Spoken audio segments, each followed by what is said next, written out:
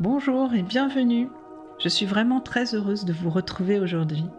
Si vous êtes ici, si vous avez cliqué, c'est peut-être parce que votre mental ne s'arrête jamais. Ou bien parce que vous avez déjà essayé de méditer en vous demandant au bout de 30 secondes si vous faisiez vraiment les choses correctement. Ou bien si votre cerveau était parti tout seul en roue libre faire sa vie sans vous. Alors j'ai conçu ce guide spécifiquement pour expliquer comment méditer simplement, sans pression, sans performance, et surtout sans chercher à faire le vide à tout prix. Parce que le cerveau, lui, n'est pas toujours d'accord avec ce programme. Ayez en tête que la méditation n'est pas une performance. C'est pourquoi, dans ce guide complet, je vais vous accompagner pas à pas pour que vous puissiez, à la fin de cette vidéo, avoir vraiment compris ce qu'est réellement la méditation, savoir pourquoi elle peut transformer profondément votre quotidien et surtout, comment la pratiquer concrètement, parce que c'est là bien tout l'enjeu, même si vous débutez. Vous pouvez écouter tranquillement cette vidéo et y revenir autant de fois que nécessaire en vous laissant tout simplement guider. Avant d'aller plus loin, il y a un point essentiel que je veux que vous entendiez. Si vous pensez ne pas savoir méditer, c'est souvent parce qu'en fait, on vous a mal expliqué. La méditation n'est pas réservée à des personnes calmes, spirituelles ou bien capables de rester immobiles très longtemps. Non, en fait, la méditation est faite pour tous et particulièrement adaptée pour les personnes fatiguées, surchargées, stressées ou tout simplement en recherche de plus de présence à soi. La méditation s'adapte à vous et pas l'inverse. Si en écoutant ce guide, vous ressentez le besoin d'être accompagné de manière plus concrète, j'ai mis à votre disposition un coffret gratuit de 3 méditations dédiées au sommeil. Ces méditations sont conçues pour vous aider à apaiser le système nerveux, on en reparlera un petit peu plus tard, à relâcher les tensions de la journée et à favoriser un endormissement beaucoup plus serein. Vous pouvez retrouver le lien juste sous cette vidéo ou dans le premier commentaire. Maintenant que le cadre est posé, alors je vous propose de commencer par une question simple mais fondamentale. Pourquoi méditer aujourd'hui dans ce monde qui va trop vite ? C'est ce que nous allons explorer ensemble dans la première partie. Avant de parler de technique, posture ou de respiration, il est important de comprendre pourquoi la méditation est devenue si essentielle aujourd'hui. Si le mental s'agite autant actuellement, ce n'est pas parce que vous faites mal les choses, mais c'est parce qu'il n'y a presque plus d'espace pour se poser. Notre quotidien est souvent rempli de sollicitations permanentes, d'informations en continu, de notifications qui pop à droite à gauche et des obligations mentales constantes. Et même lorsque notre corps s'arrête, le mental, lui, n'a parfois manifestement pas bien reçu le message. Effectivement, le mental ne se repose pas tout seul. La méditation n'est pas là pour rajouter une tâche de plus, mais pour créer un espace de pause, un espace juste pour vous, un moment où vous pouvez simplement être, sans devoir répondre, sans devoir performer ou même décider. C'est un vrai moment de pause. Et retenez bien ceci, méditer, ce n'est pas fuir le monde, c'est apprendre à revenir à soi. C'est un entraînement doux à la présence qui permet, petit à petit, de prendre du recul, de réduire la surcharge mentale et de retrouver un peu plus de clarté intérieure. Voilà ce que dit la science. Expliquer tout simplement. On associe parfois la méditation à quelque chose de flou, de spirituel ou même d'abstrait. Pourtant, aujourd'hui, ces effets sont quand même largement étudiés et bien compris. Et pour bien saisir ce que fait la méditation, ce qu'elle a comme incidence sur nous et notre cerveau, il faut d'abord comprendre une chose très simple. Notre corps est piloté par un système qui gère notre état intérieur. Ce système s'appelle le système nerveux. C'est celui qui permet à notre corps de réagir, de s'adapter, de se protéger, mais aussi de se reposer. Il fonctionne en permanence et bien souvent sans qu'on en ait conscience en réalité. Il y a 2 modes de fonctionnement. En fait, pour simplifier, on peut dire que ce système a 2 grands modes. Un mode alerte et un mode repos. Le mode alerte s'active quand il faut faire face, quand il faut réagir, quand il faut décider ou gérer quelque chose. Et le mode repos, lui, permet au corps de récupérer, de digérer, de se régénérer, etc. Le problème aujourd'hui, c'est que beaucoup de personnes restent trop longtemps en mode alerte, sans même s'en apercevoir, alors même qu'il n'y a pas de danger réel. Et le corps, lui, ne fait pas toujours la différence entre un stress réel et un stress mental. Une surcharge de pensée, une surcharge de tension émotionnelle, une impression de devoir toujours penser à quelque chose, suffisent à nous maintenir dans ce mode d'alerte activé. Et c'est donc ici que la méditation intervient. La méditation va aider le corps à basculer du mode alerte vers le mode repos. En méditant, même quelques minutes, la respiration ralentit, les muscles se relâchent, le rythme intérieur s'apaise. Et ce basculement permet au système nerveux de retrouver un fonctionnement plus équilibré. C'est ce que l'on appelle, dans un langage un petit peu plus scientifique, l'activation du système de repos, que l'on nomme le système parasympathique. Vous n'avez pas spécialement besoin de retenir ce mot, l'important n'est pas de le placer dans une conversation, non, mais de comprendre en fait ce qu'il permet. Voilà, c'est ce mode parasympathique va vous permettre de retrouver plus de sérénité et d'activer le mode repos. Le point essentiel à retenir donc ici, c'est que méditer, ce n'est pas ne plus penser, mais c'est offrir au corps un espace pour se réguler. La méditation ne force rien, elle crée simplement les conditions adéquates pour que le corps et le mental puissent se poser. Et ça sera vraiment fondamental pour votre bien-être. Voyons maintenant les idées fausses sur la méditation. Il existe beaucoup d'idées reçues autour de la méditation et certaines peuvent décourager inutilement. L'une des plus répandues consiste à croire que méditer signifie ne plus penser ou rester parfaitement calme intérieurement ou encore atteindre un état particulier. En réalité, non, la méditation ne consiste pas à supprimer ce qui se passe en vous. Lorsque vous méditez, il est normal que des pensées apparaissent, que l'attention se disperse ou que des sensations inconfortables se manifestent. Cela ne signifie pas que vous méditez mal, entre guillemets. Mais il y a un cadre important. Effectivement, la méditation n'est pas non plus un état de dispersion totale. Le calme du corps soutient le calme de l'esprit. La pratique de la méditation repose sur une posture stable, une relative immobilité et une intention consciente de rester présent à vous-même. Même si l'esprit vagabonde, le corps, lui, reste posé. C'est ce cadre, en fait, qui va permettre à l'intention de se développer. Le véritable entraînement de méditation, c'est donc remarquer que l'on est dispersé, puis revenir à soi. Le moment clé n'est pas celui où l'esprit s'égare, mais celui où vous vous en rendez compte.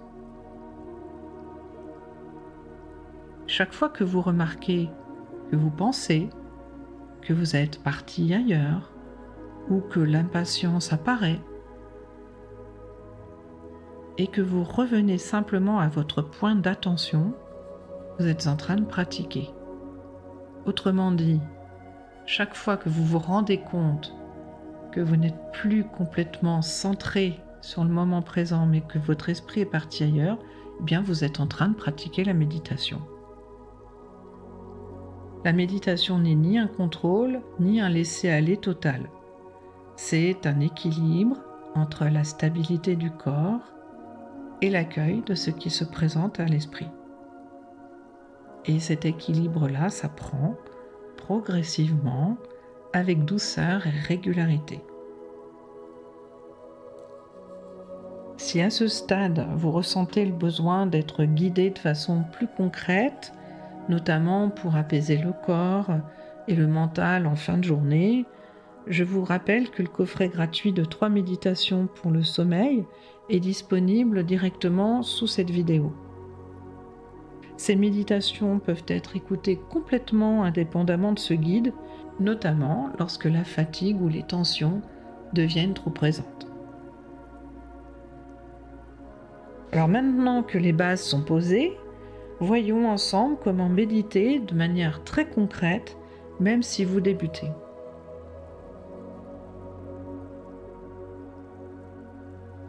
Méditer, c'est avant tout s'installer tranquillement dans un cadre simple et stable.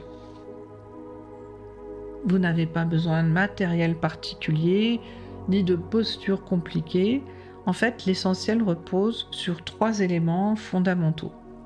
Votre posture, le point d'attention et l'attitude intérieure que vous allez avoir.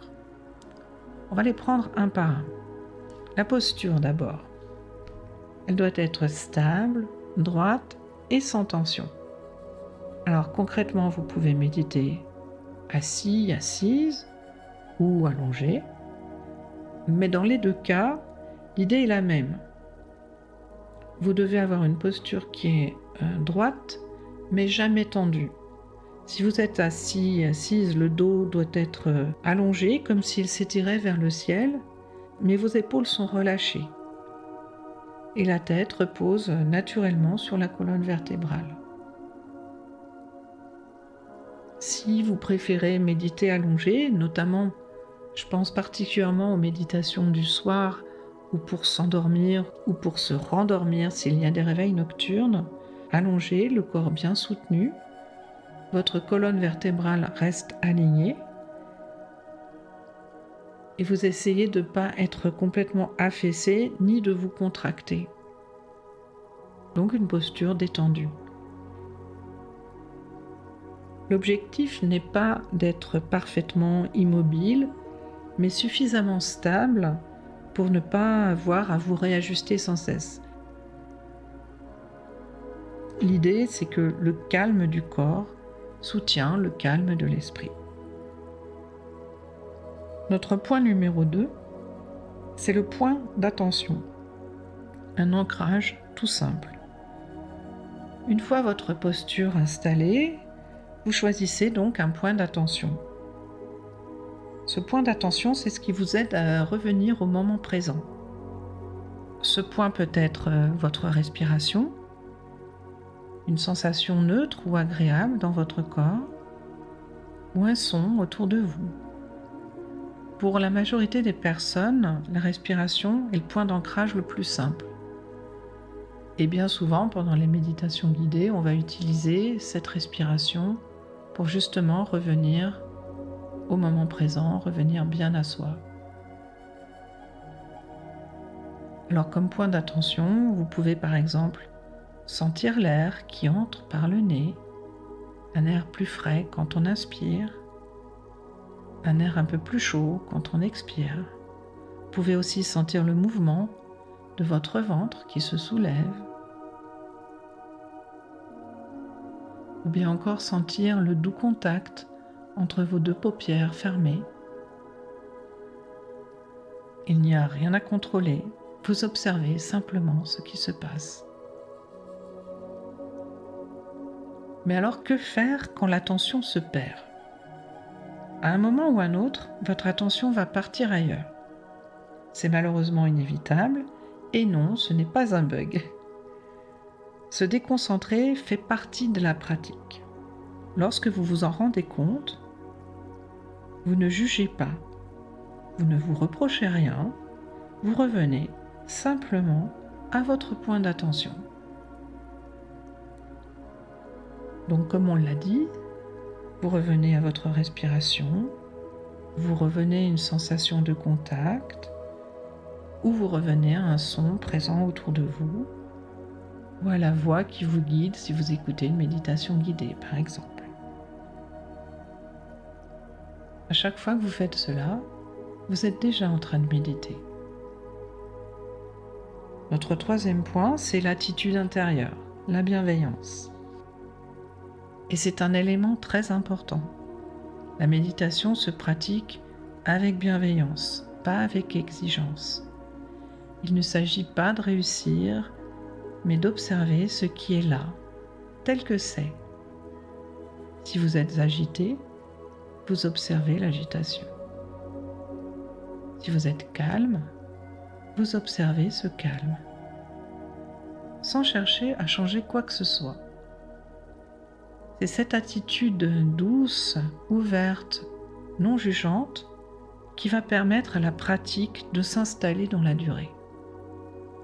Et surtout, c'est une rupture complète avec ce que l'on peut éventuellement vivre dans le quotidien. Alors, si on veut retenir, pour commencer, ce qui est le plus important à ce stade, c'est donc une posture stable, un point d'attention simple et une attitude bienveillante. Et c'est largement suffisant pour débuter correctement. Et gardez en tête que revenir à l'instant présent est tout le cœur de la pratique. Tout cela peut sembler assez simple, mais en fait, ça l'est. Et la profondeur et l'ampleur de cette pratique va venir de sa régularité, pas de sa complexité. Une fois ces bases posées, la méditation peut progressivement s'intégrer dans votre quotidien, sans contrainte, sans rigidité. À vous de voir ce qui va être le plus confortable pour vous. Et c'est ce que nous allons voir dans la suite. On peut intégrer la méditation dans la vraie vie, au quotidien. La méditation n'est pas réservée à un moment précis de la journée. Elle peut se pratiquer le matin pour commencer votre journée plus posément, sans stress. Elle peut se pratiquer à l'occasion d'une pause pour faire redescendre la pression, par exemple. Si vous avez une journée compliquée, entre deux réunions, si vous pouvez disposer de 5 minutes, vous pouvez méditer. Vous pouvez aussi méditer le soir pour vous aider à relâcher tout ce qui a été accumulé au cours de la journée, ou bien peu avant de dormir pour vous aider justement à trouver un bon sommeil récupérateur. Mais au-delà de ces moments dédiés, la méditation a vocation, au fil de la pratique, à dépasser ce temps formel de la séance. La méditation ne se limite pas forcément à pratiquer sur un coussin. Autrement dit, la méditation ne se réduit pas uniquement au moment où vous êtes assis ou assise, allongé, les yeux fermés. Ce que vous allez entraîner pendant vos séances, cette présence, cette attention, cette capacité à retenir l'instant, pourra ensuite tout simplement se retrouver dans votre quotidien. Par exemple, lorsque vous prenez conscience de votre respiration dans une situation tendue, lorsque vous remarquez une émotion sans réagir immédiatement, lorsque vous faites une pause avant de répondre à quelqu'un ou bien de décider. Et la méditation devient alors une manière d'être et pas seulement une pratique. Voyons maintenant pourquoi la régularité est plus importante que la durée. Beaucoup de personnes pensent qu'il faut méditer longtemps pour que ce soit efficace. En réalité, c'est pas la durée qui compte le plus, mais c'est la régularité. D'un point de vue scientifique, le système nerveux apprend par répétition. Chaque courte pratique régulière va envoyer à votre corps le message qu'il peut se poser, qu'il peut se réguler, qu'il peut tout simplement ralentir. Et c'est ainsi que quelques minutes, pratiquées souvent, créent progressivement de nouveaux automatismes, une meilleure capacité à revenir au calme ou une plus grande stabilité intérieure. À l'inverse, une longue séance occasionnelle, même très agréable et très intéressante, aura moins d'impact sur le long terme. En méditation, c'est la répétition qui transforme et non pas l'intensité. Donc vous pouvez retenir qu'effectivement, la régularité est plus importante que la durée, et mieux vaut 5 minutes souvent que 30 minutes rarement.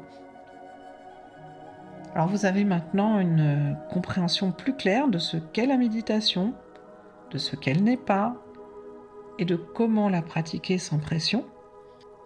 Dans la dernière partie de ce guide, je vais vous montrer comment être accompagné dans la durée et commencer à avancer progressivement sans vous disperser. Bravo, si vous êtes encore ici, c'est probablement que quelque chose a résonné en vous. Peut-être que vous voyez maintenant la méditation d'une manière plus simple, plus accessible. Ou peut-être que tout simplement, vous sentez que vous pouvez commencer à pratiquer tranquillement. Effectivement, lorsque l'on comprend ce qu'est réellement la méditation, la pratique devient vraiment naturellement plus simple. Et la méditation n'est pas quelque chose que l'on maîtrise, mais c'est une pratique que l'on apprivoise jour après jour avec patience et bienveillance. Alors avant d'aller plus loin, je vous rappelle les quelques points clés. Vous n'avez pas besoin de faire le vide pour méditer. Votre mental agité n'est pas un obstacle et chaque retour à l'instant présent est déjà une méditation. Il n'y a rien à réussir, rien à prouver. Simplement être là autant que possible. Beaucoup de personnes commencent la méditation avec un grand enthousiasme, puis se sentent perdues face à trop de pratiques, trop de conseils, trop de contenus différents. Même si ces contenus sont la plupart du temps de grande qualité, ils ne conviennent pas forcément à des débutants. Et la clé, là, n'est pas d'en faire plus, mais d'avancer pas à pas. C'est pour cela que je vous encourage à pratiquer régulièrement, même sur des petites séances. Restez sur des formats simples pour commencer et vous laisser accompagner progressivement. Sur cette chaîne, j'ai créé une playlist spécialement pensée et dédiée pour les personnes qui débutent ou qui souhaitent reprendre la méditation tout en douceur après peut-être une longue période d'arrêt. Alors, cette playlist permet de pratiquer à votre rythme, d'explorer différentes approches et d'intégrer les méditations dans votre quotidien. Vous y trouverez des pratiques assez simples, relativement courtes et efficaces pour débuter tranquillement. Et si votre sommeil est fragile en ce moment ou si vous ressentez le besoin de relâcher profondément en fin de journée, je vous rappelle que le coffret gratuit de 3 méditations pour le sommeil est aussi à votre disposition. Il est aussi accessible aux débutants. Ces méditations ont été conçues pour apaiser le système nerveux, comme nous l'avons vu précédemment, pour relâcher les tensions accumulées et pour favoriser un endormissement plus serein ou même pour vous rendormir après un réveil nocturne. Là encore, le lien est disponible juste sous cette vidéo. Si ce guide vous a aidé et si vous souhaitez continuer à explorer la méditation à votre rythme, tranquillement, vous pouvez vous abonner à la chaîne. Cela m'aide énormément à faire connaître mon travail, à soutenir ce travail et à permettre à ces contenus d'être proposés à d'autres personnes qui en ont sans doute besoin elles aussi. Et si vous le souhaitez, vous pouvez aussi me laisser un commentaire, par exemple simplement de me dire: est-ce que vous méditez déjà ou est-ce que vous êtes en train de découvrir la méditation? Votre retour compte vraiment, je lis tous vos commentaires et j'y réponds systématiquement. Alors merci beaucoup d'avoir pris ce temps pour vous, merci pour votre présence ici et maintenant et n'oubliez pas, ralentir, c'est s'aimer un peu plus chaque jour.